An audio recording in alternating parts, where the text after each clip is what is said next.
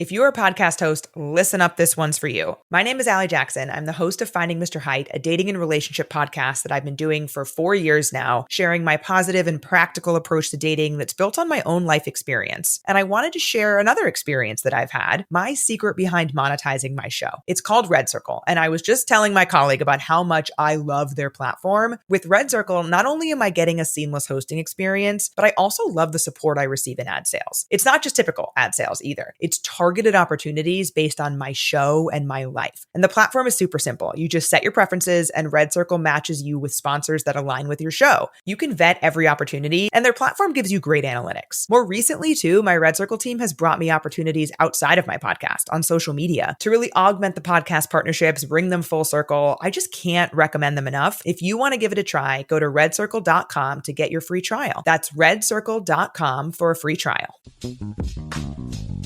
Ladies and gentlemen, it's your boy back at it again. What's happening, everybody? Welcome to another edition of the Rico Report. You know what it is, the Buffalo Fanatics. We got some things to talk about. We got some opinions to share. And we got some topics to hit. Some trending topics all over the NFL, especially with our Buffalo Bills. So, ladies and gentlemen, cop a squat. Let's talk about it. And let's get into the first order of business. And let's talk about these Bengals, baby. Before we get into Bills talk, these Bengals, I know the news has been out. And obviously, you know what I mean, Mr. Chase and T. Higgins were all up in the news and press conference, you know what I mean, side-by-side buddies. You know what I mean? Hey, they made some good money. The real question becomes, was that the right move for these Bengals? Did the Bengals make the right move by paying Jamar Chase, one of the best receivers in the game, top 5, 100%, and T. Higgins, a top 10 receiver? You got one of the two baddest receivers in the game, tandem, in the game right now. And it makes fans wonder, what the heck were the Cincinnati Bengals thinking? You 44% of your cap is split amongst 3 guys. Mind you, those 3 guys make a massive difference on your roster. They are the reason you guys do what you do. So I understand the Bengals side of things. They said, hey, if we're going to pay money to difference makers that actually put butts in the seats, number 1, and number 2, you're guaranteed to put points on the board, I'll take my chances with those 3 guys. I get it. If our defense is going to be poor, it was poor last year, 1 or 2 moves may not make the difference. So I'm going to tell you this. If we're going to go down burning to the ground, I'm going to go down burning to the ground with guys I know 100% are going to give me points on the board, which gives me a chance at least, because you got to be able to score in this league. You have to be able to score in this game.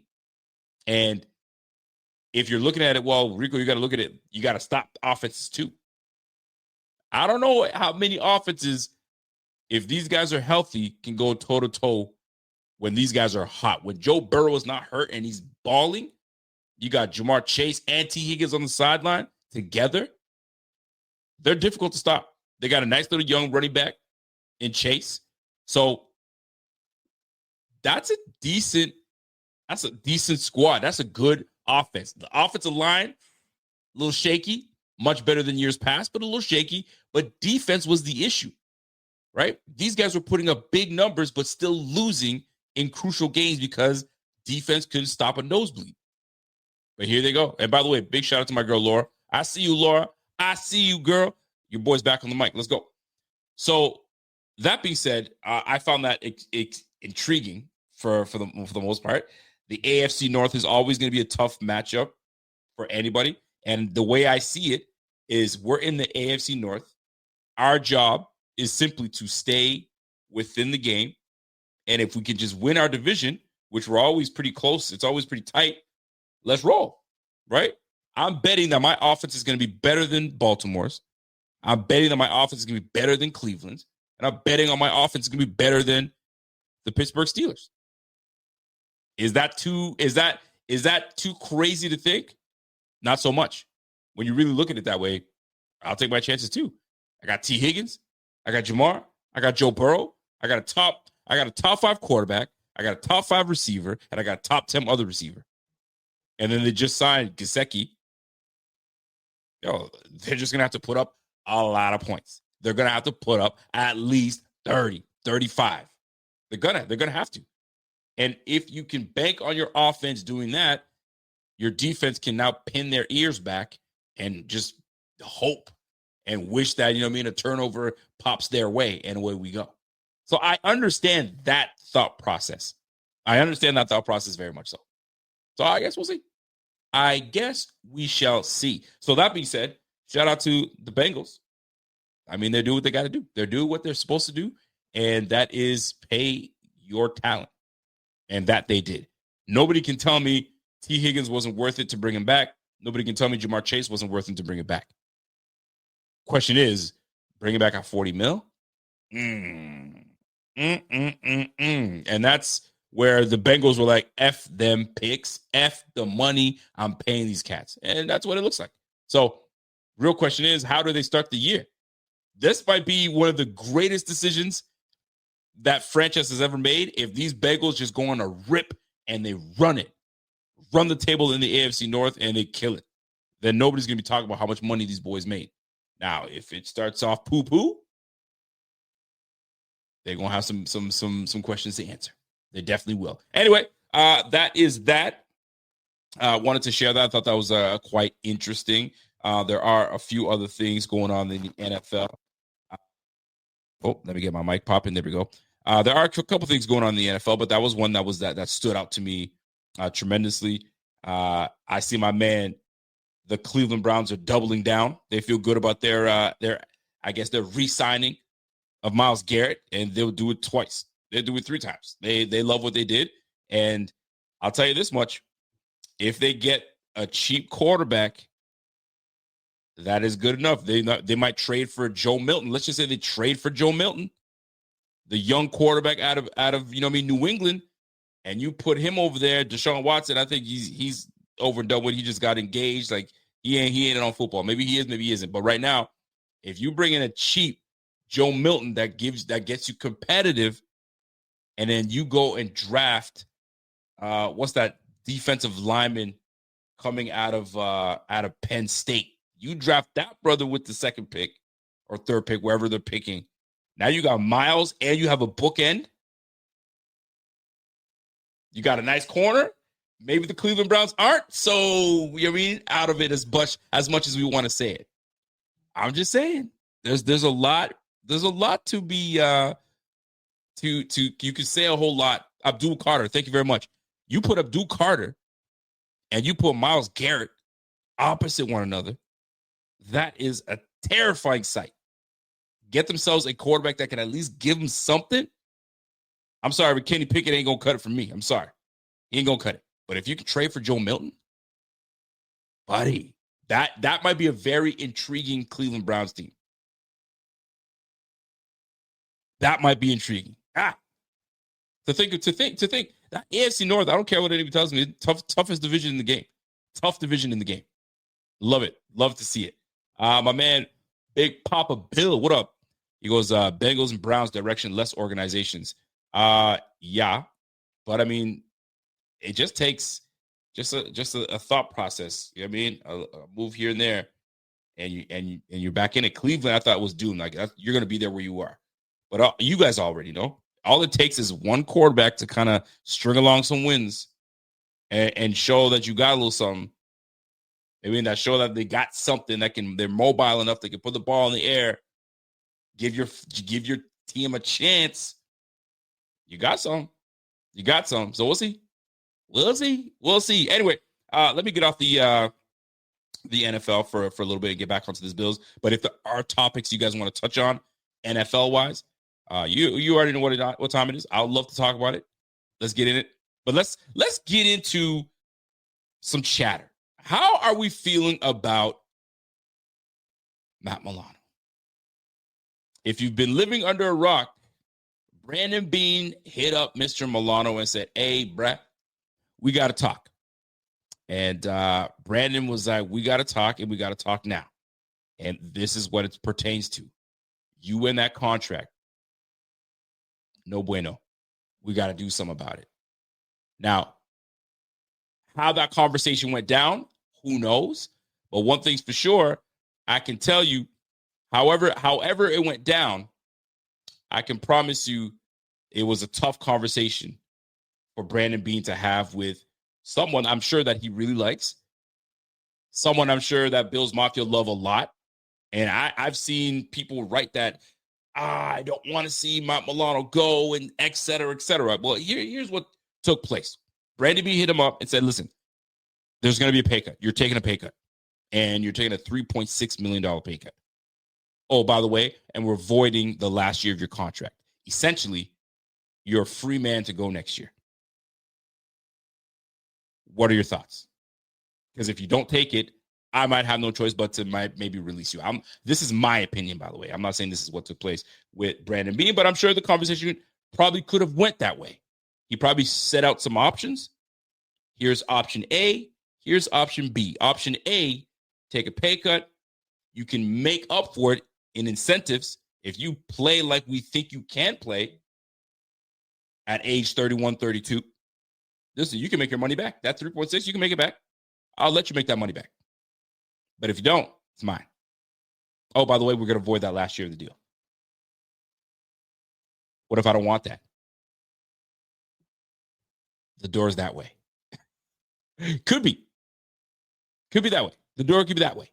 So I bring that up because there are several folks that don't quite like that idea of moving on from Matt Milano. But that's just the business. That's the nature of the business when it comes to the Buffalo Bills. It's just what it is. So take it or leave it is probably what was put on the table. And Matt Milano decided, listen, I'm 31, 32. My options are slim. I don't want to play for another team. It's not a bad deal. I trusted myself, and let's make it work. So that's probably what ended up taking place in this regard. Is it tough? Tough deal to swallow for a player that's got pride? Absolutely. Is it a tough deal? Absolutely. It's going to be tough. But I'll tell you right now, I'm a big fan of Matt Milano. I'm a huge fan.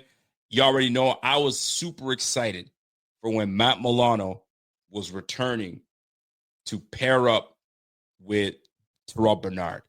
And that injury really set him back because I was really wanting that man back. And it never really took place. So you got Matt Milano back half the year, and you give him like a 5-game stretch to kind of get back to it. He never could become himself. It really was tough to do that. It's tough to ask for someone to do something like that. And if you're gonna keep it 100, Milano did not look like the Milano that we're used to seeing. And granted, there's reason for it. He's coming back off of like 14, 15 months of not playing any ball and then expecting to jump right in it. That's going to be tough. Now, another reason that obviously allows Brandon Beane to come in and say, hey, man, you got to take that cut is we got a young and up and coming young buck waiting to get on that field. And when he did get on that field, had over 100 tackles in half the season. This guy was on pace to break 140 tackles. Is unreal. So it's not like we're a slouch without him. So I like Matt Milano. I really do. I think he's a stud. And I think in this situation, I think it's a win-win situation. I think it is a win-win situation. Why? Because this does two things. This does two things for Matt Milano. It allows him to bet on himself. I'm going out there. They clearly, obviously, are looking at my age. They're looking at my injury history. They're looking at all the things that granted, it's just the facts. So I got to show that if I still got juice left in my legs, I can go out and do it. Matt Milano also gives me the vibe. I'll keep it real. You guys let me know if you guys feel the same way. He also gives me the vibe that I'm not interested in playing for anybody else. I'm not interested in playing for anybody else. I will be content if I play one last year with Buffalo and I call it quits. At 32, that he's still a young buck. He's got a whole other another chapter, several chapters of his life that he can continue to do what he does, and he was paid handsomely. If he's ready to play some more, great. It'll be hard to see him in another uniform, that's for sure, because you're just so used to seeing Matt Milano in the 58 and blue. But them's the breaks. That's the business. But I truly could see him playing one last year with Buffalo and saying, yeah, you know what? I'm cool. I think I'm all right. I don't have it in me to keep doing this anymore. This is my last year. Or he's got plenty of juice left, and he goes, I'm going to bet on myself, and I'm going to kill it. And this is why it's a win-win situation, because not if he decides to go that route, it's a win-win. I bust my tail, I make my money back, and I have a stellar year. I'll even go as far as we win the damn whole Super Bowl. And now I still got juice in me left. Now I can go elsewhere, and I put enough on tape. I showed enough people that I'm healthy enough that I can still play at a high level. Come get me. So you got to look at it. You got to look at it both ways, and that's the way I'm choosing to look at it when it comes to Matt Milano. And I think that he will come out and play hard. I think he will come out and do what needs to be done. And I think he's gonna have a successful year. I mean, you're talking about a guy before his injury was one of the better linebackers in the game. Before that injury, you don't want to see Matt Milano. You don't want to see him on a blitz coming after you. You don't want to throw against him because he will have great coverage on you, whether it be your tight end, whether it be your running back, and you let him lay the lumber on you, you might not get back up. Go ask Mike Waite, which is currently on our team right now, right? So those are the things that kind of stand out to me when I think of Matt Milano and how great he is. And I think he's going to be – I think this is a great opportunity for him to really kind of take this offseason, get healthy, get ready to go. And listen, we might get a freaking fantastic year out of him, and you get a I don't want to say, I'm not gonna say Hall of Fame, but you get ring of honor type player. I mean, listen, with the time with Buffalo, his time with Buffalo from 2017 when we drafted him in the 5th round, great value by the way, Brandon Beane. 500 tackles combined.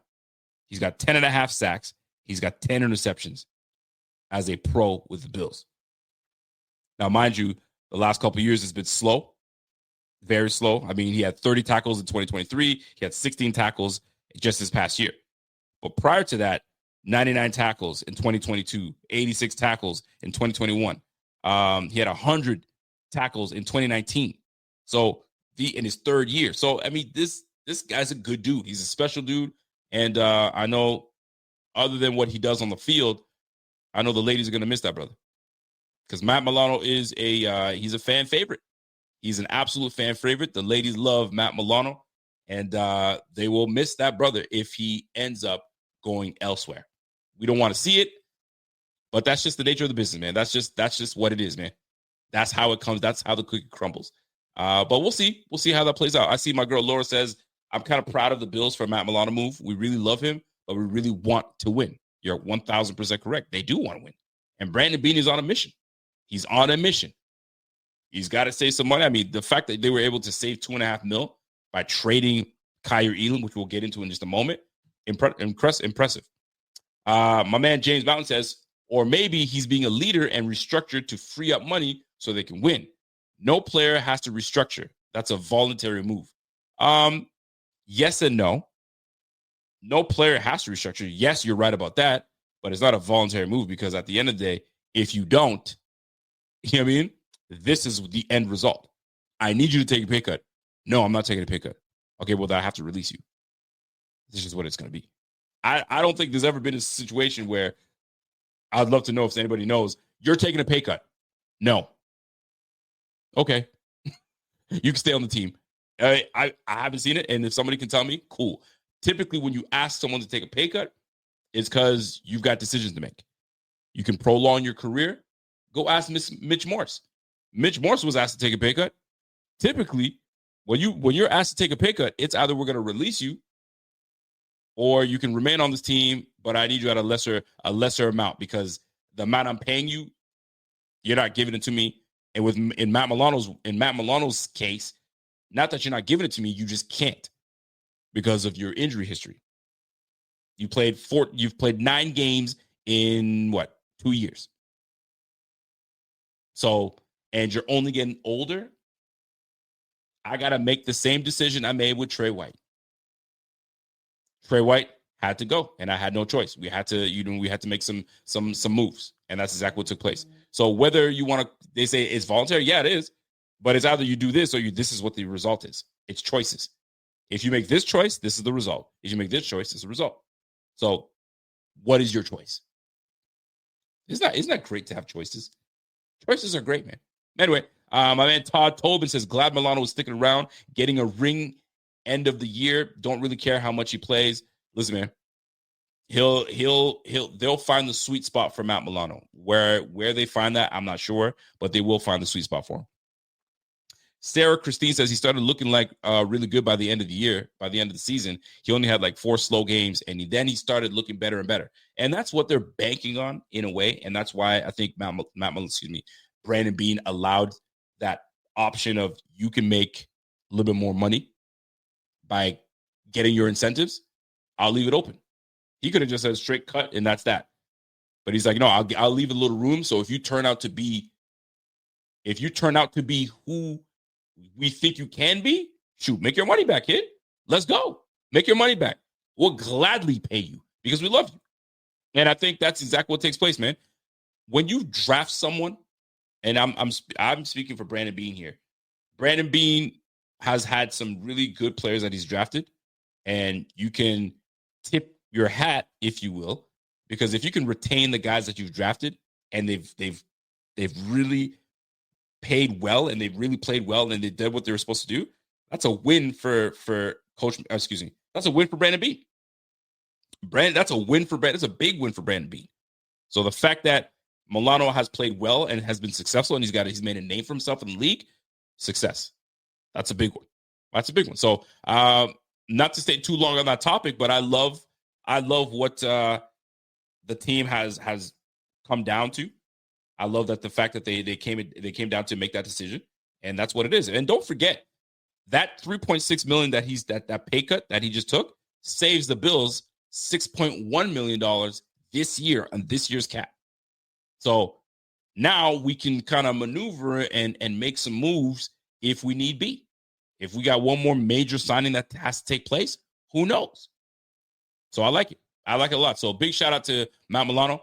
Love the fact that he remains with the team, and the team retains him. And we have an opportunity now to see how he looks. And if he doesn't look like he's truly the same person, we got an up and coming hungry linebacker in Dorian Williams, which I'm super, super excited about. So big shout out to Dorian Williams. Let's keep it moving. We've made some other moves along a few days, so I'm a little late to it, but let me get to it. We signed Mr. Kendrick Green. If you guys aren't familiar with Kendrick Green, he's been around the league a little bit. I think he was on. Who was he with before? The Texans. I don't know if he was with the Texans the whole time, but the fact of the matter is this: we signed him as depth. Now, whether he can become the Kendrick Green coming out of college, sure. But his PFF grades tell you otherwise. Not great. Not great at all. So, but nonetheless, it's something, to hang your hat up a little bit. We got a little depth. We got a guy that has some experience. And if Coach can uncover, get something out of him, maybe he competes, for the left guard position. Osiris Torrance has got that right guard position locked down. Maybe there's a competition at left guard. One will never know, but depth never hurts.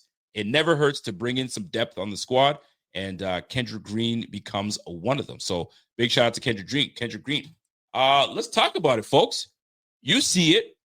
I see it. Dane Jackson returns to Buffalo. And it wasn't well received by some folks. It was not well received by some folks. Thank you. I think you played for the Steelers. Thank you, by the way, with the Steelers. Thank you, by the way, Koala. appreciate that. I knew he played for somebody else. Couldn't remember where. Dane Jackson returns to Buffalo. I found this interesting move. It doesn't hurt. For those that are booing this move and, oh, what are you doing? Folks, it is depth. They're not asking this guy to come and become a starter. They're not asking him to, take over Kaiir Elam and you're going to compete with Dane Jackson. Listen, they have him penciled in as the corner right now. And it's not like he can't play. We've seen what he's been able to do. He was able to go elsewhere. And mind you, not a great campaign wherever he went. I think the Panthers wasn't great. I looked at his PFF grades and they weren't shabby. No, actually, they were not shabby at all. They weren't great. However, in this defense, he presents himself well enough that he was able to show that he can start on this Bills team. Now, whether that was the right move or that was an appropriate move to make him start, the fact of the matter was he did. And he played well in some moments. He played well. You just got to learn to get that head around. Once you get that head around, kid, you nice. You with that. So the Bills, they bring back Dane Jackson. I don't mind the move at all. Don't be upset about it. The Bills clearly have a hole at that opposite cornerback spot from Christian Benford. So why hate on this move? Dane Jackson comes back to a familiar defense. He comes back to a familiar defensive coordinator, defensive personnel, and he knows the scheme. So how are we going to sit here and be upset about Dane Jackson returning to the Bills? I don't mind this move whatsoever. I think it's a cool move. I think it's nice. I think it gets the job done. And I got no issues with it. I seriously got no issues with it. For someone that gets upset with this, I don't see why you would have to get upset. Now, if they said he's going to compete for the starting job, then I'm going to be like, well, so, excuse me, what? Why? Why are we doing this? Right? We just went from one problem to another. You might as well just bring Rasul Douglas back, if that's the case. Right? That's just the way I look at it. You traded for Rasul Douglas because you were not certain with what you wanted at that quarterback spot. Obviously, Trey White didn't quite work out. We had to move on from Trey. So there's a lot of things that we had to take care of in that regard. So Dane Jackson, I'm not mad at that move. Dane, welcome back to Buffalo. My man, Sarah Christine says, if we had him instead of Elam last year, we might have won. Hey, you might not be wrong. You might not be wrong. So big shout out to Dane Jackson returning to the Bills. I don't mind that move. I really don't. I'm a big fan. And it does the trick. It does the trick. All right, a couple more signings here to go, and then we get into our next story and our next trending topic, and that is Laviska Shenault. So for those that are not aware of who Laviska Shenault is, Laviska came out of what school did he come? Colorado State? Was it Colorado State? Can't remember. But Laviska was a highly touted receiver coming out of college, known for breaking tackles, known for run after catch. When the ball's in his hands, he is absolutely dangerous. And unfortunately, he's moved around the league a couple times. I think this is now his 4th or 5th team, which is absolutely wild. And I don't think he's even 28 yet. All right, he's like 28, 29 maybe. So Laviska has bounced around a couple times. I think he played a little bit in Seattle. Obviously, he got drafted by Jacksonville. His rookie year looked promising. It really did. And then a slight decline. Now, he wasn't known to have strong hands. There were some questionable moments where, he's known to drop a few balls here and there. Maybe that's the reason that he's bounced around the league a couple times. But nonetheless, we have ourselves a legitimate kick return threat, right? And if you're in a pinch and you need something from him, he gives you Percy Harvin vibes. I ain't saying he is Percy Harvin, but I'm saying put the ball in his hand and he's dangerous. Just like Percy Harvin. You put the ball in Percy Harvin's hands, it's dangerous. He's breaking tackles and he got the speed to go with it. But he's here mainly as a return specialist. So whether they decide to keep Brandon Codrington and Laviska Shenault, one for punt return purposes and the other for kick return, that'll be interesting. Unless they make these two boys battle it out and whoever wins it gets the job as the punt return and kick return guy. So that will be something to pay attention to. My girl Laura says I'm kind of intrigued by Laviska. He's our new Codrington. For the kick return portion, yes. For the kick return portion, absolutely. James asked, do we let Codrington go? That all depends on what we bring in a depth at the cornerback position. If we bring some cornerback depth, which we do not have a whole lot right now, so I can't see them letting Codrington go at all at this point. It all depends on, numbers. It comes down to the numbers game. If they have enough at the cornerback spot where in camp, Laviska just looks great, you can't move on from Laviska. So do you keep both? That all depends on the depth that you have at the cornerback spot. If we don't have enough depth and Codrington is one of the pieces, you got to keep the brother. If you found enough pieces that you feel is better than Codrington and now he only serves as a punt returner, you might as well shift over and tell Laviska you're taking both roles as punt returner and kick returner. I personally think we might keep both. And if the receiver position stays the way it is, which I'll get into in just a little bit because there's other topics I want to jump into, I'll just show you a quick snippet of what I'm looking at in terms of the receiver room. I mean, if you take a look here, you got Josh Palmer, Keon Coleman, Khalil Shakir, Curtis Samuel, and then you got practice squad players, Tyrell Shavers, KJ Hamler, Jalen Virgil, and then you got Laviska Shenault that comes in on the back end. So let's just say Tyrell, KJ, Virgil, they don't pan out. They go back to the practice squad. Your five are Laviska, Curtis, Khalil, Keon, Palmer. I mean, if that's our receiver room for the year, am I bugging? No. Would I like a little bit of youth, more youth and speed in that department? I would. But here's where we stand. We got the 6'1" Josh Palmer. We got the 6'2", 6'3" Keon Coleman. I've seen him listed at 6'4" as well. Then you got, Khalil Shakir, the slot guy. You got Curtis Samuel, another slot guy. And then you got Laviska. And apparently Laviska's like 6'5". There's no way I want to believe Laviska Shenault is 6'5". I saw that listed somewhere, and I was like, ain't no way. Ain't no freaking way Laviska Shenault is 6'5". I'm going to actually look that up. Laviska. I'm like 6'5". Ain't no way he's 6'5". Maybe 6'1". But if somebody has it before me, go ahead and show me. But here we go. Laviska Shenault height. He's listed at 6'1". Exactly.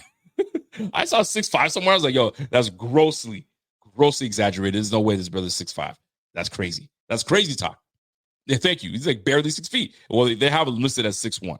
So yeah, Laviska, Laviska 6'3", 6'4". No, what? No way. Anyway, so that being said, I like this receiver room. I just feel that there's something missing.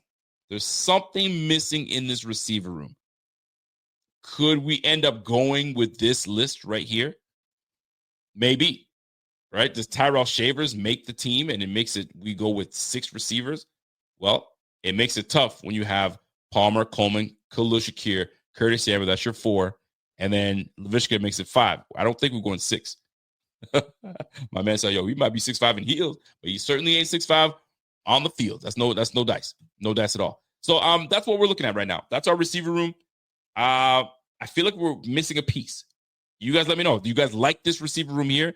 And we'll get into it because I have another topic to get into, and we'll jump into that. So, yeah, man. So Laviska coming in on signing, whether he becomes part of this receiving crew and a legit part of this receiving crew, do they make him part of this offense? Do they put a couple packages for him because they like what he brings to the team? I'll tell you this. When we were scouting, right, like 3-4 years ago, Laviska was definitely one of the guys that, Brandon Beane was looking at. Do we bring this guy in or do we not?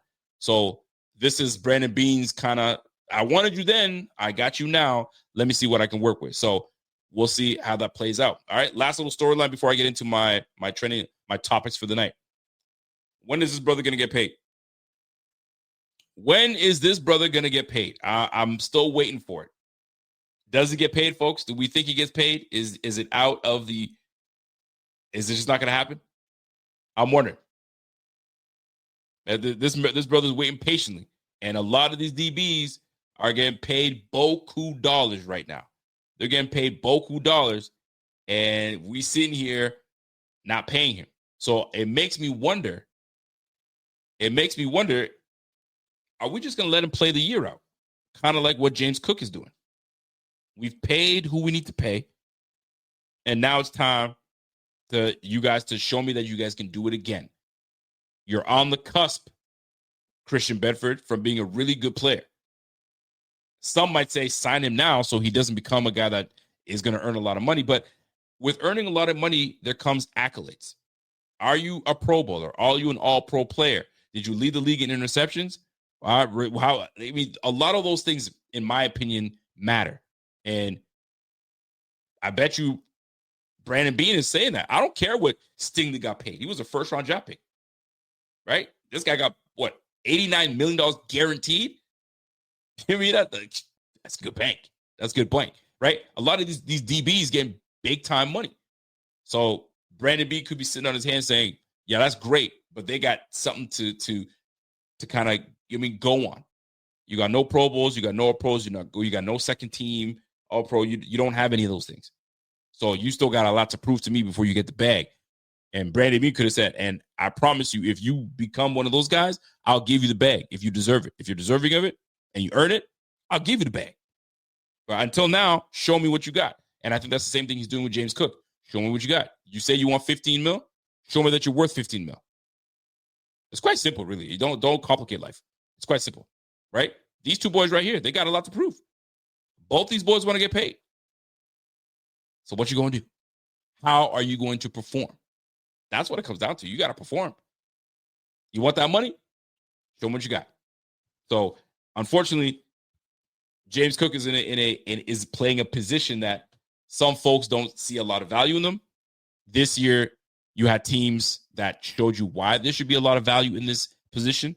So, Mr. Brandon Beane's got some decisions to make, but it seems like he's standing on his business right now. And as for Christian Bedford, I'm still waiting for that brother to get paid. I thought he was going to get paid by now. But if they're playing the wait and see approach, I respect it. I absolutely respect it. By the way, you know what else I respect? I respect that there's 1,500 people watching in this room right now. Big shout out to you. We've got 1,100 people watching on the old X account. And we got another 200 people watching on on YouTube. So salute to y'all. If you guys haven't liked that button and hit it, smash that like right this second. And let's keep it pushing. All right. On to the next topic.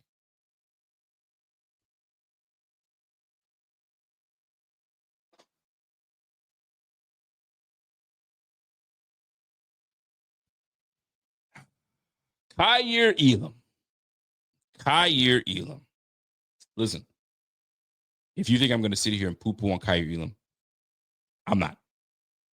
I'm actually going to talk candidly about Kaiir Elam because I think the team had aspirations for him to be a guy that can develop and be a good dude. Was it their main guy that they wanted? No, but they traded up for him. He's probably their next best guy on their big board. But I'll tell you this, Kaiir Elam, when given the opportunity, he had some good moments. He had some good moments in crucial times. The two games that stand out to me, and that should stand out to a whole lot of y'all, is the Pittsburgh Steelers playoff game. Actually, I'm going to say 3 games. The Pittsburgh Steelers playoff game, where he picks off Mason Rudolph in the corner of the end zone. Tightrope, great pick. I think he even surprised himself, but it doesn't matter. The fact of the matter is this. He stayed in that receiver's hip pocket and took that football away. And that's what we anticipated to get from Kaiir Elam with the size he has, with the speed he's got, with the program that he played at. Like, you didn't play against bums. You played against good receivers. Weird, right? Let's keep it moving. The playoff game against the Dolphins. I think you were playing up against Skylar Thompson. Skylar Thompson throws an ill-advised throw, and then correct me if I'm wrong, because I wasn't in the game. Kaiir Elam comes up with an interception. You're like, okay. So he's got a little bit to him. When is he ever going to put it together? And that's in That's the problem. He was never able to consistently put it together. Now, whether you want to call it, they never gave him an opportunity, I call cap. I say that's bull, because he has had every opportunity. Not only has he had opportunities in these games, but these guys watch him daily at practice. I mean, I remember there was I think his rookie year and his second year, all we would read from these articles from the beat writers is how handsy he was, to the point where I think this is what's the point. Like, he had to put boxing gloves on his hands. Maybe I'm making that up, but he had to cover his hands so he's not grabby. What did that tell me? You're insecure in your game, my G. If you grabbing, I was always told when I played a little bit DB, bro, I would always play off because you don't want to get beat. So you're always playing off so you don't get beat, right? So I'm always playing off. And my coach was always telling me, bro, dude, trust your speed. What, he's gonna outrun you? No way. You're too fast for that. Trust your speed. And this is the problem. Kaiir Elam had the speed. He had the size. He had all the physical tools, but he never had the confidence. And this is why I'm bringing up Kaiir Elam today, because Kaiir has been traded to the Dallas Cowboys for late round picks. And in turn, the Bills saved $2.5 million. Thank you, Jerry Jones, right? That being said, obviously, when you go to a new team, I mean, the beat writer's going to ask you, hey, man, what the heck happened, man? Why didn't it work out in Buffalo? And I'm paraphrasing. Actually, why paraphrase when I can quote the man right from his own mouth? My man was asked why it didn't work out for him in Buffalo. And according to John Machada, he says, coming to Buffalo, I was the kid that just wanted to improve and learn and really show off my talents. And truthfully, I really do believe that. I think he was excited. He was looking for that playbook. Give me that playbook, coach. I need that playbook. Where that playbook at? Calm down. Calm down. All right? Just chill out, bro. Right? But he was pumped. So we as fans are like, yo, this guy's going to be nice. He's ready to go. You put him in McDermott's. We finally have our lockdown corner. Yo, we good. And then my man continues to say, but I was always put in the back seat. That was my problem. Everything else he said was cool. I got to work hard. And I mean, I'll improve. I'll this and that. But I was always put on the back seat? What you mean, my guy? I think they gave you ample opportunity to sit in the front seat. All you had to do was beat out the 6th round draft pick. What this reminded me of was when we drafted Gabe Davis, right? We drafted Gabe, in the 4th? And then we drafted, we sent him to the Giants. Sometimes you know how I am, guys, right? You guys will let me know in the chat. Those two were essentially supposed to, duke it out until one of them got hurt. And then Gabe Davis just took on the role and he killed it. And it never looked back. But there were moments that my other cat looked good and it looked like he was going to be the guy. Isaiah Hodgins, thank you very much. Isaiah Hodgins, Isaiah Hodgins was the one that was looking good. Oh, shoot, this might be Isaiah Hodgins' squad until he got hurt. I think it was a shoulder injury. And then Gabe Davis took full advantage. Now, not the same case here, but you drafted 2 cornerbacks, one supposed to be the guy, and the other is just, when you're ready, you'll be the depth and you'll get in there. Christian Benford was the one that looked like the guy that was the 1st round draft pick. And Christian Benford is the guy that's looking to get a huge contract. Kaiir Elam dropped the ball. You let the 6th rounder come in and outplay you, out-hustle you, out-learn you, outplay you. But you were always in the back seat. I was always put in the back seat. Fam, you better watch your mouth. You better watch your mouth. Untrue. They gave you every opportunity. And when you did get on the field, you're playing 10, 15, 20, 55 yards off your man. So what's a team supposed to do about that? Yo, get close, bro. Like the minute Christian Benford went down, in the Kansas City Chiefs game, half of us were like, I'd even go as high as 3/4 of us were like, hey, man, not now, Christian. And then Kaiir's like, hi, guys, remember me? First round draft pick? Oh, you forgot? Oh, I know. I was on the practice squad pretty much all year. I was on the inactive list as a Buffalo Fanatics, what's going on? This is Pierre the Kingpin, and I wanted to talk to you today about Cigars International, which is the ultimate destination for premium homemade cigars. Known as the industry leader, Cigars International offers the largest selection, unbeatable prices, and a customer service experience that's second to none. Whether you're new to cigars or a seasoned vet, Cigars International makes enjoying cigars easy, approachable, and fun. Cigars International is the go-to retailer for all things cigars, with the biggest selection of premium homemade cigars available anywhere. Cigars International offers unbeatable deals and discounts, making it easy to stock up on your favorite or try something new without breaking the bank. With fast free shipping and their 100% satisfaction guarantee, you can shop with confidence knowing that Cigars International stands behind every order. They have good relationship with vendors that helps provide great low prices. Whether you're new to cigars or a seasoned pro, Cigars International makes it easy to find the right cigar with helpful guides, staff reviews, and expert advice. It's not just about cigars.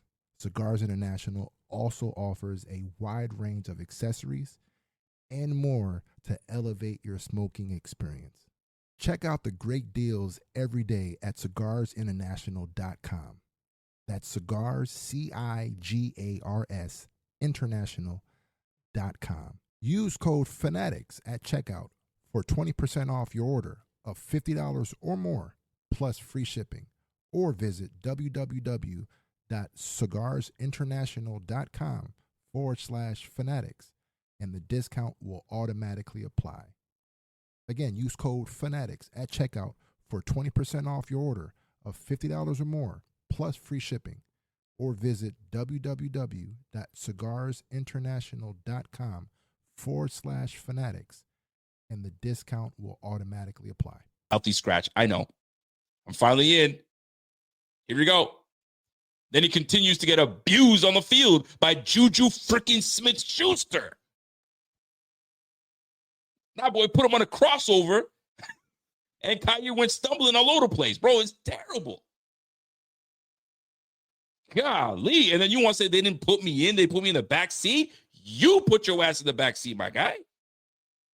They even went as far as to go get Joseph Adai to help develop you even more. I'm sure it helped a little bit, but not enough.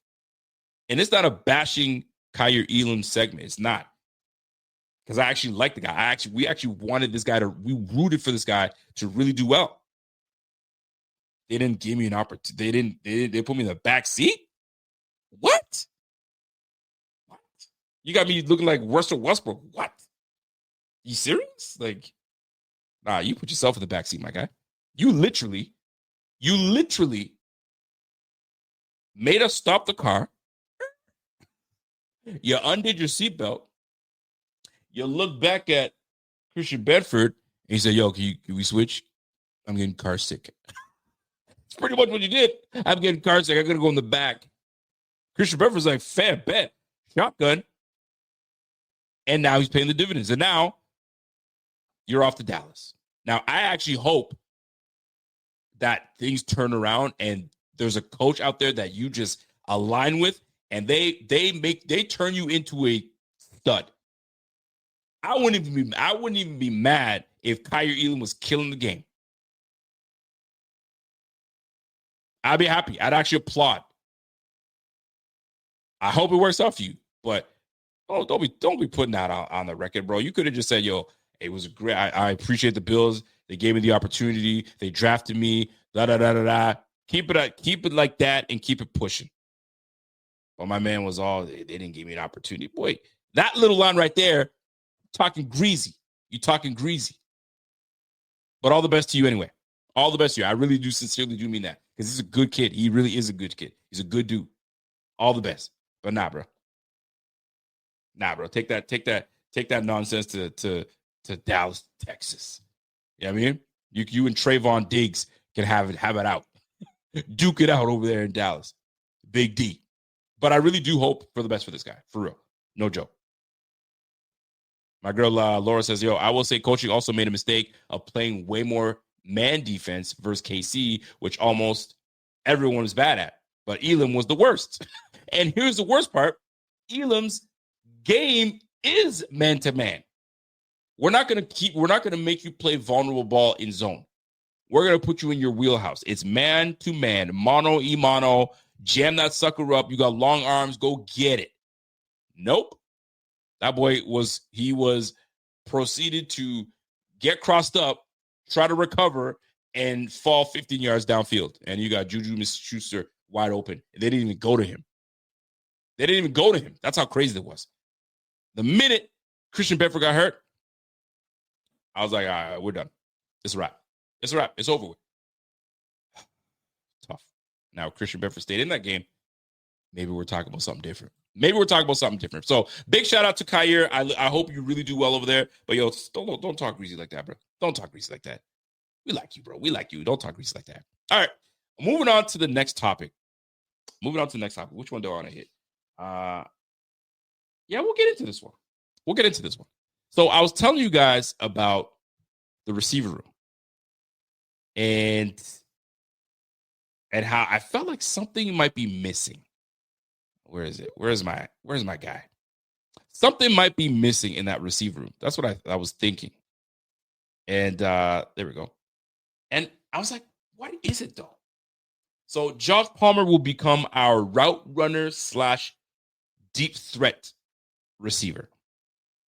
Don't mistake him for deep threat with, speed guy, because he's not a speedy guy, but he's a deep threat because he knows how to separate from his receivers, which allows him to get downfield. I mean, the last 2 years, he averaged 15 yards a reception. Big shout out to Josh Palmer.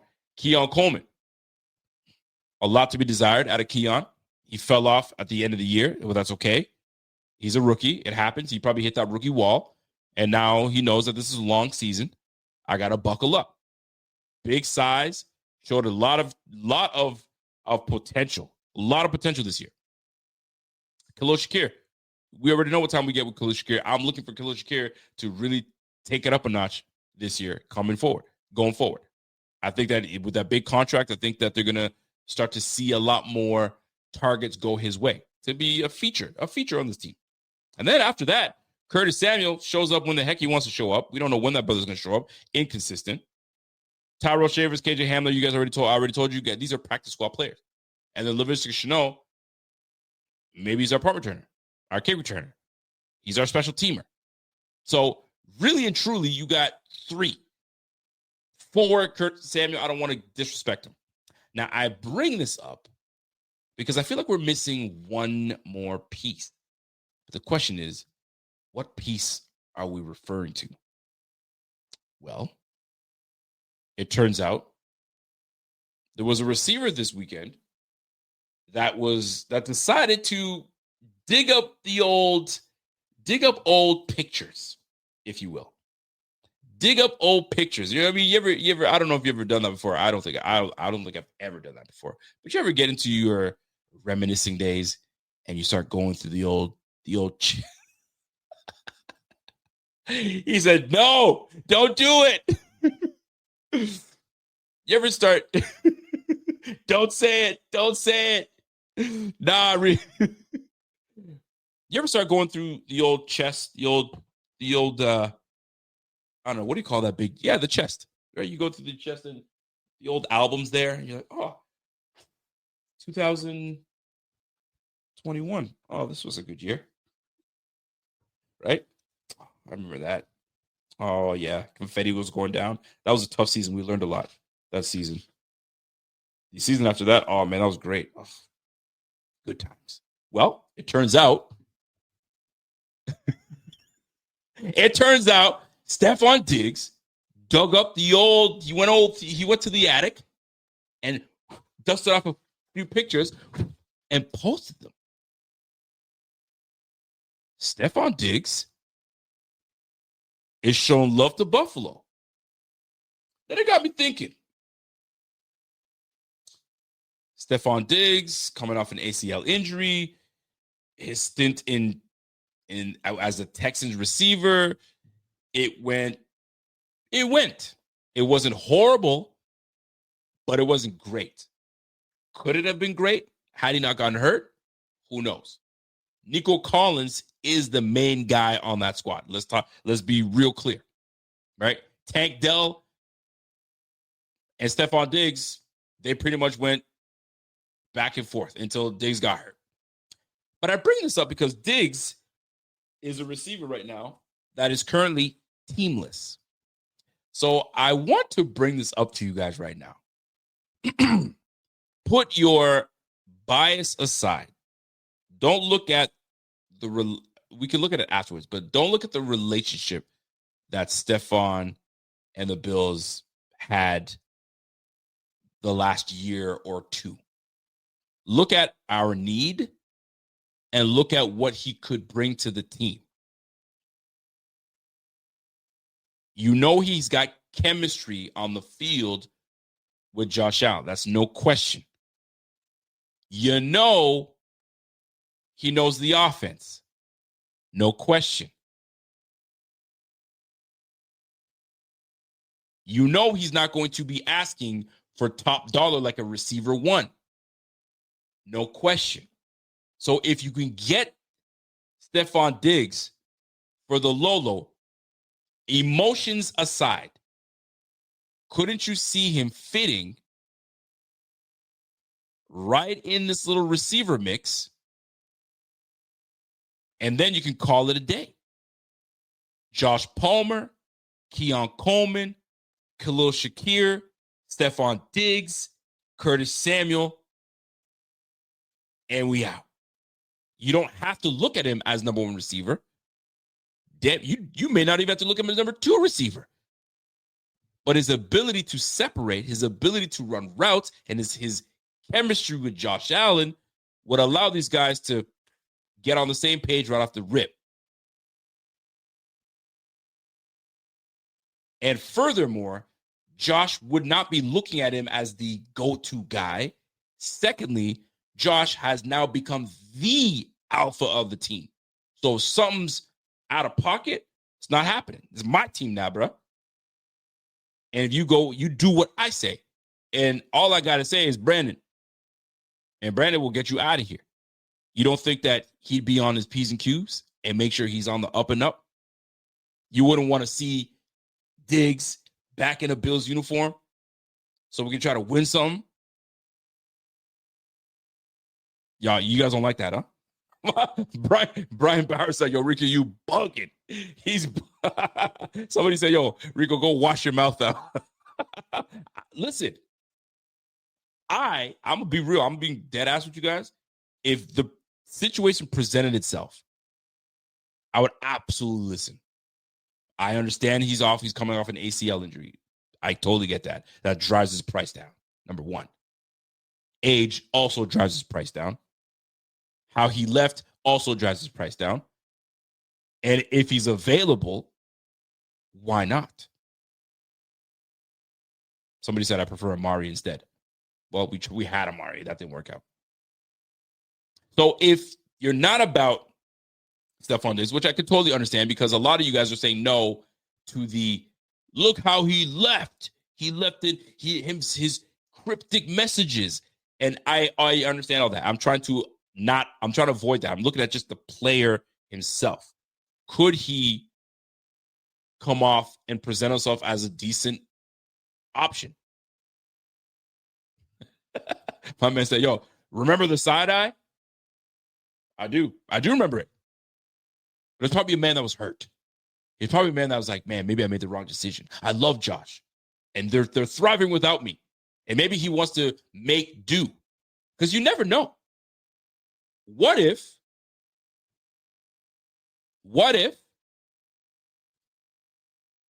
And I like that, by the way. Now, what if Josh and Diggs at some point from the time that they played in the season to now, they somehow made up and they met up with each other and they're good? Would you still be mad if Josh was like, yo, I'll take him back? We're good now. I guarantee you Bills Mafia would be like, yo, Josh said yeah? Oh, then I'm all in. That bromance will come back and you guys will be all in on Diggs.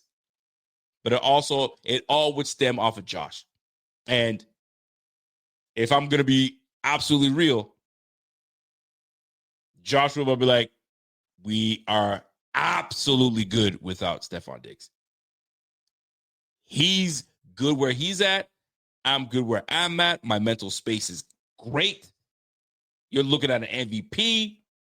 We good. I'd actually like to ask how much. If you can get him for the cheap, the question then becomes, is it worth it? That's what it comes down to. Is it worth it to bring back Stephon Diggs? Is it worth the headache? Is it worth the media asking all these questions? Asking you all these questions. Asking all these questions. You know what I mean? The media would be asking mad questions. And there's no way either of them would be able to avoid it. It would be a storyline. And I think that's what they would probably want to avoid. Player be damned. We just don't want the circus that comes with it. We were once there and it didn't end great. We had to cut the umbilical cord and say, yo, we out. But I could totally see Josh. He's Hollywood now. So he's traveling. He's there and here. He's all over the place. They'll probably run into one another. And maybe they're much better. Maybe they had a chance to really sit down and hash it out. It's possible. Now, I didn't just bring it up for Stephon Diggs, though. I also brought it up because I feel like there is one more piece missing. So that one more piece, do we hit free agency and get that last piece? Or is this last piece strictly for the draft? Get a young guy in there. We got 10 picks. Get us some depth. Get a fourth rounder. We got 2 comp picks to go with it. Get a fourth rounder in there. We might find ourselves a gem and call it a day and keep it rolling. I kind of like that idea as well. My man said Jalen Noel season. Listen, I'm about to start getting into my bag in terms of receivers, DBs, and all that stuff. We're about to get into draft season soon. I promise you guys. But I figured I'd bring that up. I was curious to see what your thoughts were on Stephon, a potential reunion. But it seems as though right from the rip, before I even got out to say what I wanted to say, y'all were like, boo, don't even think about bringing that brother's name up. Diggs and Buffalo, I want no parts of it. Y'all were letting me know right off the rip, forget Diggs. We want nothing to do with him. And I respect it. I do. But, I got to bring it up. I got to bring it up because it is a topic of conversation. I know that it was being hit. People were talking about it. So it was something to talk about. I got a Josh Richards says, yo, will you be doing the draft this year? I will be doing the draft this year. I will be putting a panel of draft heads together and having some guys come and do what we did last year. It was a long weekend. I'll tell you that much. It was a long ass weekend when we did it, but it was fun nonetheless. And we got 10 picks. So it should be interesting, which brings me to my last topic is the draft. Folks, we got 10 picks. You'll notice that we have 2 fifth rounds. Well, we have 3 fifth-round picks, but 2 of them came off of comp picks for losing Gabe Davis. And the other, who else did we lose that we got that pick for? We lost somebody else. I can't recall who it was. But we lost somebody else that gave us the other 5th-round pick. I mean, rumor had it we were supposed to get 4 picks, but neither here nor there. So we are now sitting with 10 picks. What do we do? How do we move? So The first round pick obviously is our 30th pick. Whether you want to count it as a early second round pick, whatever you guys want to call it. We got the first at 30. We got 2 picks at 56 and 62. So we picked very closely, which I absolutely love. We got the Vikings pick. If you're wondering where we got that second round pick, excuse me, not the Vikings. Yes, the Vikings pick, because the Texans gave us their second round pick, which happens to be the Vikings pick. And then we have our own pick. And then we gave up our third round pick for Amari Cooper. When you think about it, you're like, man, we could have kept that third round pick. But nonetheless, it is what it is. We lost that third round pick. So now we've got 2 fourth round picks, 5 fifth round picks, and 2 sixth round picks. I can't see Brandon Beane picking 10 players. What I can see happening is picks 1, 2, and 2. So picks 30, 56, and 62. I wonder if those 3 picks are packaged to move up in this draft. The real question becomes, how far up do we move up? If you want to get the players you want to get, you're going to have to move up. At 30, I can't see the guys that we want falling to us. Grant being one of them. Big defensive tackle. My man Bobby, donned him as the pork chop. I mean, if we can get Grant, what a boost that defensive line would have.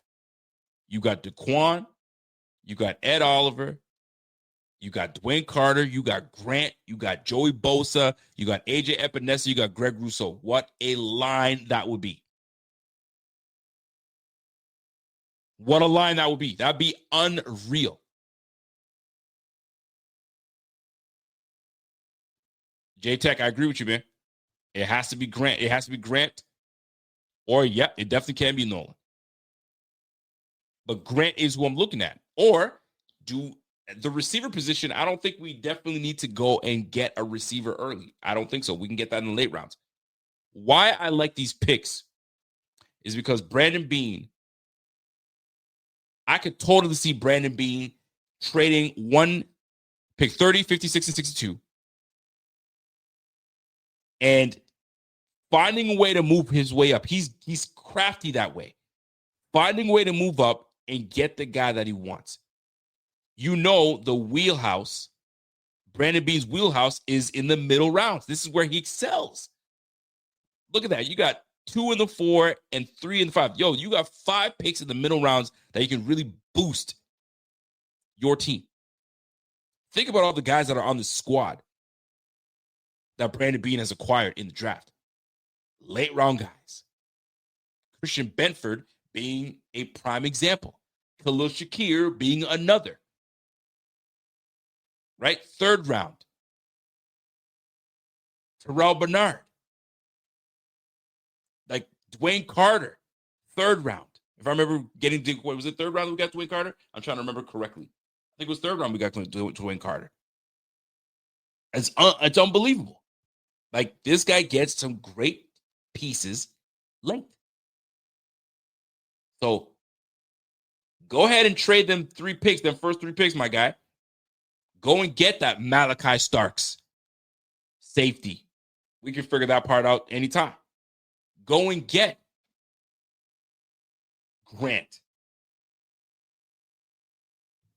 We've got some room. My man Bobby, I got to give a shout out to my guy Bobby. Let me share my screen real quick because he's got.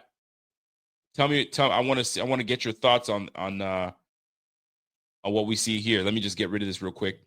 Let me share my screen because Bobby he's got a little compilation of some players that he feels that the Bills could definitely go after. And let me go ahead and find that for y'all.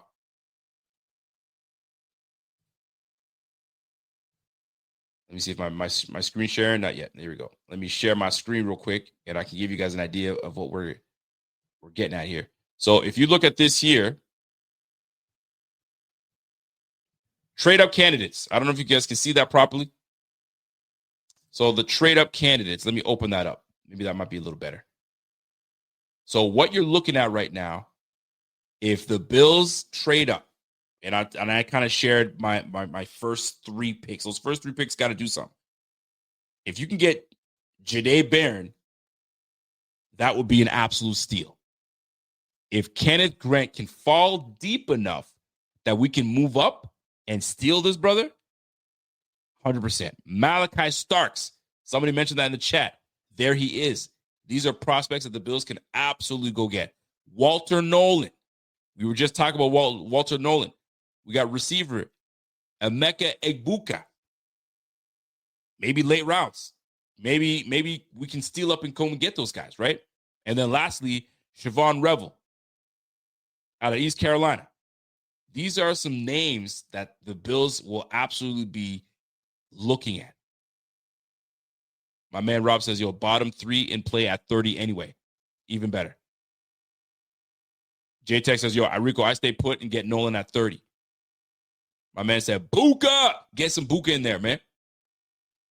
So this draft is absolutely deep when it comes to what we can steal at the 30 pick if we stay put. My goodness, if one of those guys fall and we do not have to get rid of our 2 second-round picks, OMG. So look for me to start to dive into some mock drafts and start looking into that. I feel like free agency is pretty much at tail's end. We pretty much dusted off our shoes with the whole draft, free agency period. At this point, we got to go and find ourselves, who the dog's going to be that we're going to go and get. And I'll tell you this much.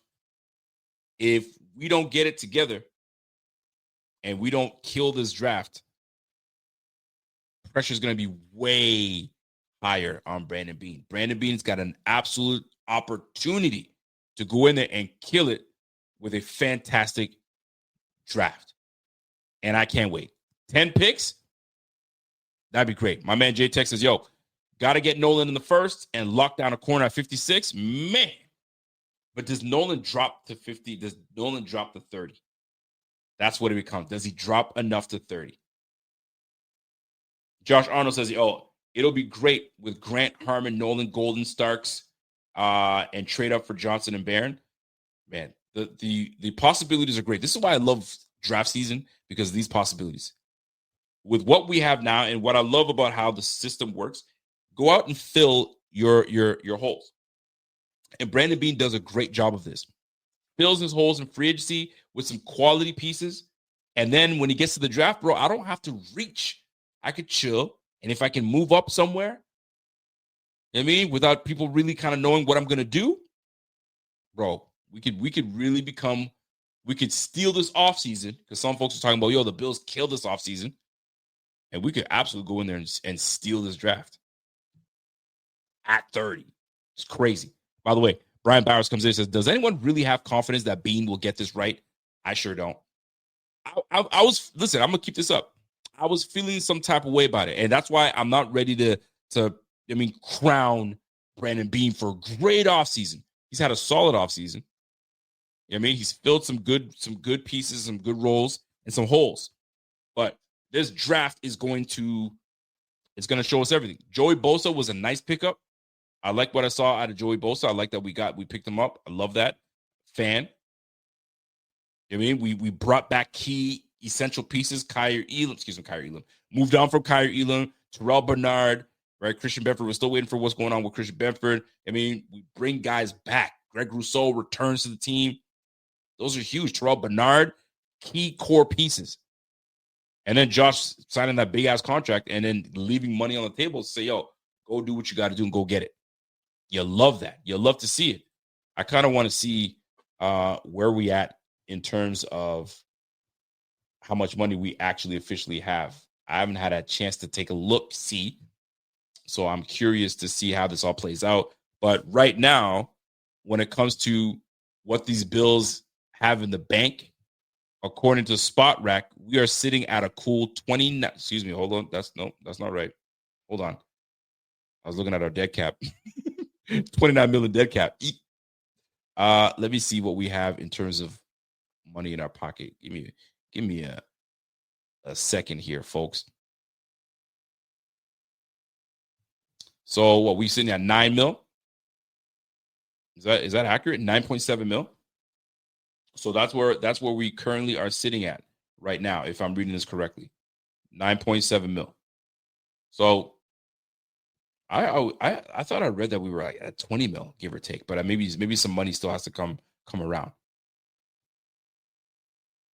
So listen, man, I think we're gonna be all right, man. I think we'll be all right. Brandon Beane just has to make sure that you make the right moves, brother. You make the right moves. You make the right moves.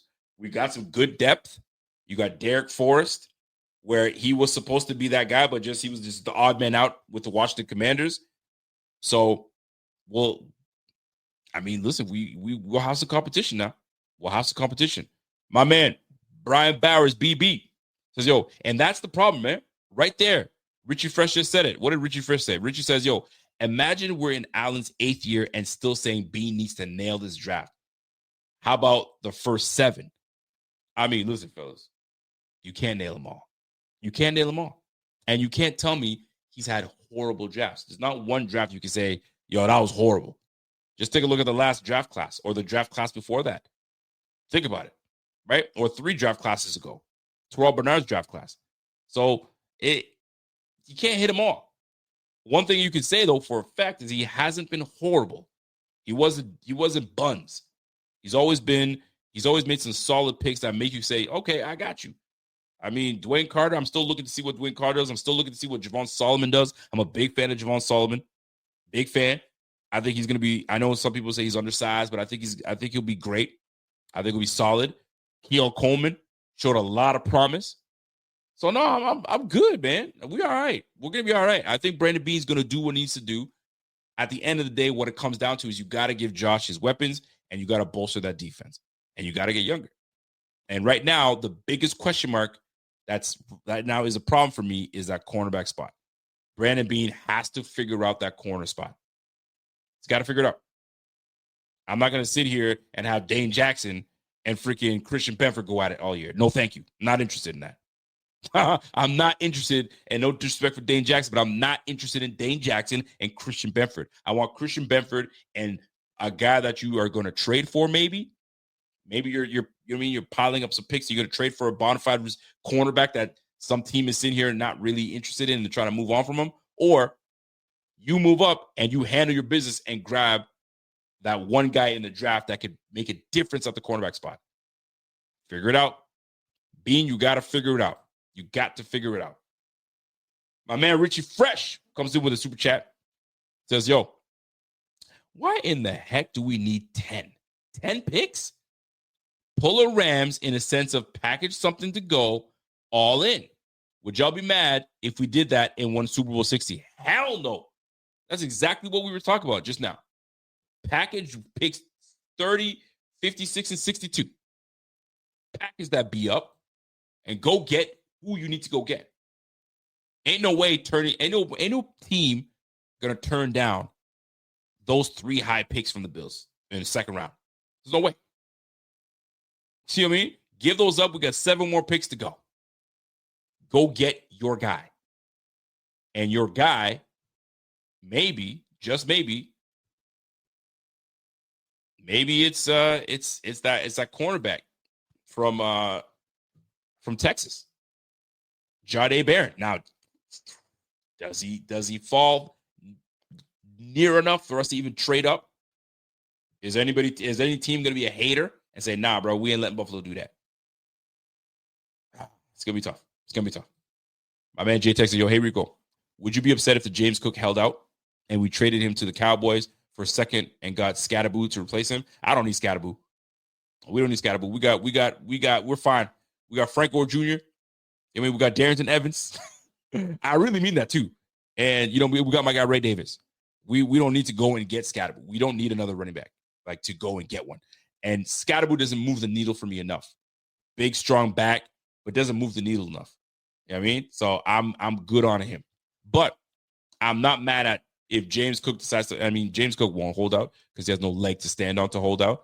But if in fact we just couldn't get it done or he's making it stink, move his ass. Trade him. And then we'll be all right. We'll figure it out. We'll figure it out. Anyway, folks, I hope you guys enjoyed the show. I hope I didn't make you too upset with conversation surrounding an old bay. The old bay. I mean, some folks say when you break up with your girl, you don't go back to your girl. You know what I mean? When you break up with your man, you don't go back to your man. You don't do that. You know what I mean? You broke up for a reason. You go on to bigger, better things. Maybe y'all can be friends, but we don't gotta shack up anymore. It's over with. It's done with. And I respect that. People are like, nah, we don't need to shack up with Stephon Diggs no more, man. We done. Right. Laura's like, you tried it though. You tried it. Hey, listen, we have to have grown conversations. Some folk, I'll tell you right now, I am not the only one that would welcome Stephon Diggs back. I truly would. Obviously, we'd have to, talk about it and see, yo, where you at, right?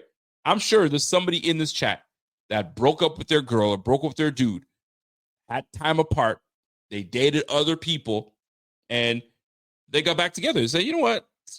I kind of still think about you. I still, my mom still asks about you, right? Oh, yeah, does she? Yeah, she does. My dad was the other day was saying, oh, where they at? And then we run into one another somewhere, and then we get to talking, we get to reminiscing, and all of a sudden, we're going on a date as just friends. You never know. Maybe Stephon Diggs runs into Haley Steinfeld hanging out with Cardi B, and Josh is like, well, who are you hanging out with? All right, well, you guys going to go for lunch? Nabu's? Whatever is that? Weibu's? Somewhere in Cali. Let's go for lunch. All of a sudden, big time picture. Josh, Cardi. Things happen. I'm just saying.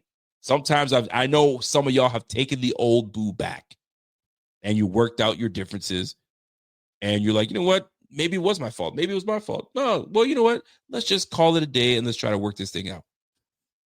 My man said, yo, you dreaming. And TDC, thank you. I think it was Nobu. I said Mabu. Maybe they'll go to Nobu. Have a good time at Nobu. And I don't even know what they serve at Nobu. Sushi? I don't know what they serve. Anyway. One can never know. Now, I will say this, though. There is one name that I'm not at all mad at if the Bills were to look at this player. If we're in that realm. I don't know if we are, but if the Bills were in a position to bring a free agent into Buffalo, a veteran guy, I'm gonna show you a position and I'm gonna show you a player. And some of y'all might be like, I don't know what you're doing here, but I'm looking. Hold on, let me just all types. I'm restricted free agent, receiver position, available. There we go. So let me share my screen real quick. I wouldn't be mad if we looked at this player here. And you guys might think I'm bullshitting, but like, I know this guy's had some history, but I think that he'd be a little more effective. I think he'd be equally effective. And that's Keenan Allen. Keenan Allen's route running ability. Is it a steakhouse? Nobu's a steakhouse? I said sushi. See, that's how much I know. That's for rich people though. I wouldn't know anything, but I'm broke. You know what I mean? We don't do that. We'll maybe go to the Cheesecake Factory. I heard it's good stuff over there, right? I ain't going to Nobu. But anyway, Keenan Allen intrigues me very much so, right? I know he's 32, gonna be 33. Sign him on a 1-year deal. I mean, would it be worth it enough? I just love his ability to still get separation. And he's looking for a team that he could be a help to. I wouldn't even know what his value would be at this point, but it couldn't be too high. But you don't want to disrespect him either. But maybe I'm in this mode of like, I want that veteran guy. I do want that veteran guy.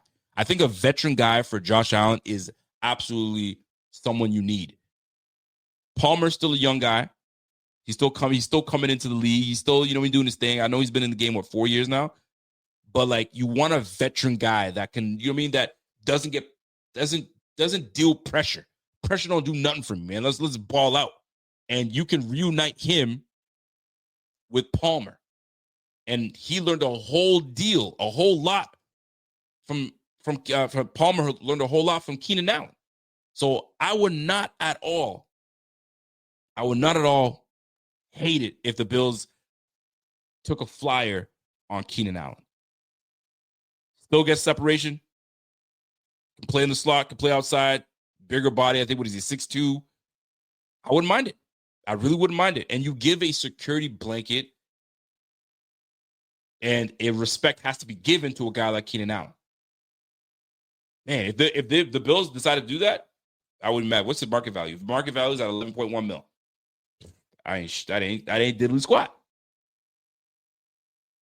11.1, and you probably won't even get 11.1. We'll get less than that. I mean, give it some thought. I mean, some guys were ready to bring in Tyler Lockett or Adam Thielen or DeAndre Hopkins. Bro, no. You know what I mean? So I wouldn't mind it, man. 11.1 mil for a Keenan Allen. We'll see.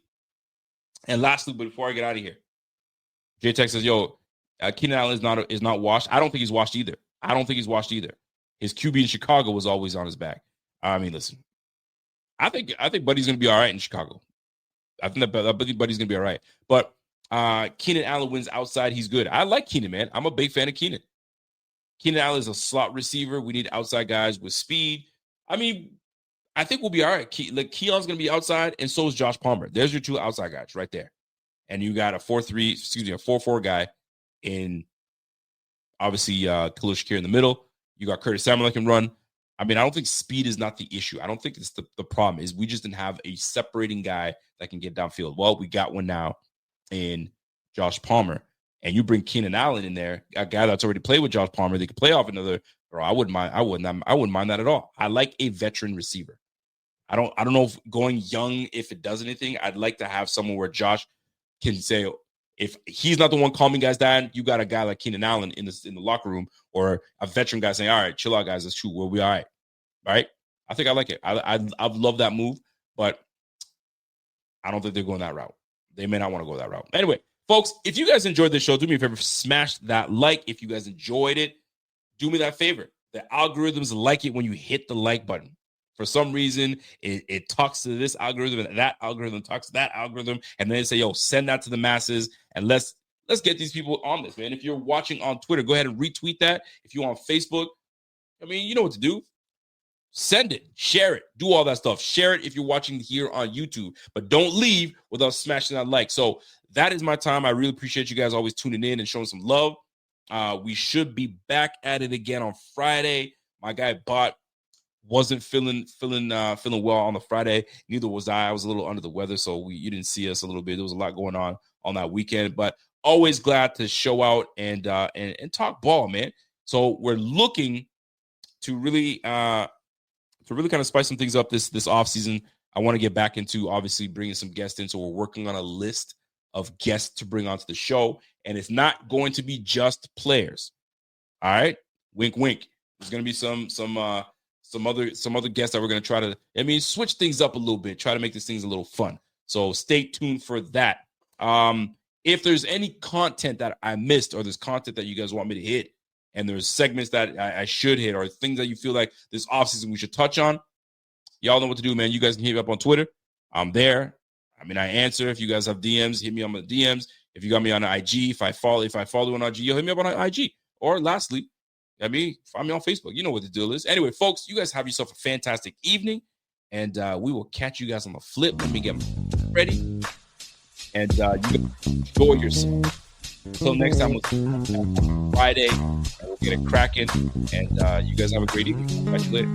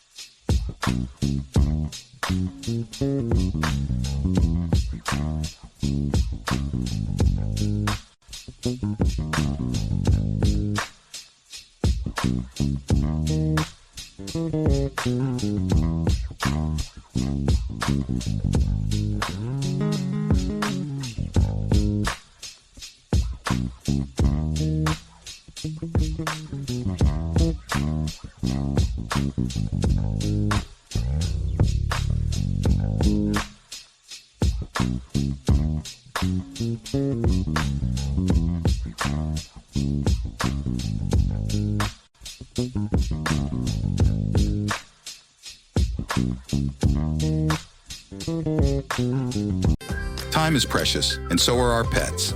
So time with our pets is extra precious. That's why we started Dutch. Dutch provides 24/7 access to licensed vets, with unlimited virtual visits and follow-ups for up to 5 pets. You can message a vet at any time and schedule a video visit the same day. Our vets can even prescribe medication for many ailments, and shipping is always free. With Dutch, you'll get more time with your pets and year-round peace of mind when it comes to their vet care. If you're a podcast host, listen up, this one's for you. My name is Allie Jackson. I'm the host of Finding Mr. Height, a dating and relationship podcast that I've been doing for 4 years now, sharing my positive and practical approach to dating that's built on my own life experience. And I wanted to share another experience that I've had, my secret behind monetizing my show. It's called Red Circle, and I was just telling my colleague about how much I love their platform. With Red Circle, not only am I getting a seamless hosting experience, but I also love the support I receive in ad sales. It's not just typical ad sales either. It's targeted opportunities based on my show and my life. And the platform is super simple. You just set your preferences and Red Circle matches you with sponsors that align with your show. You can vet every opportunity and their platform gives you great analytics. More recently too, my Red Circle team has brought me opportunities outside of my podcast on social media to really augment the podcast partnerships, bring them full circle. I just can't recommend them enough. If you want to give it a try, go to redcircle.com to get your free trial. That's redcircle.com for a free trial.